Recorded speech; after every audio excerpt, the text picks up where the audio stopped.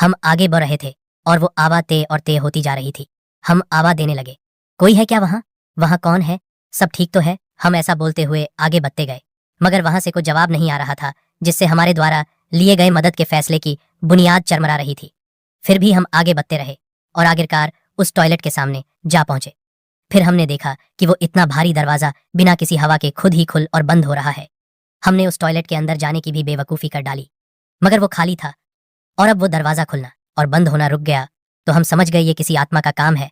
और वहां से निकलकर अपनी सीट पर आने के लिए जैसे ही पलटे तो हमारी जान हलक तक आ गई।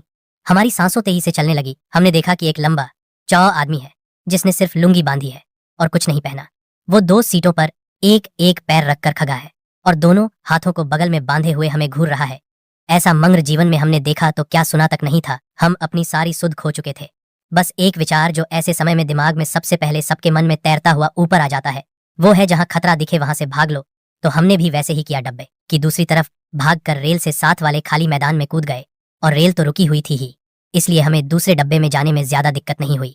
मगर तब से आज तक वो मंग्र हमारे दिमाग से नहीं हटा और 2 लाख 3 दिनों तक तो ऐसे ही डरावाने सपनों ने हमारी नींद उहाए रखी।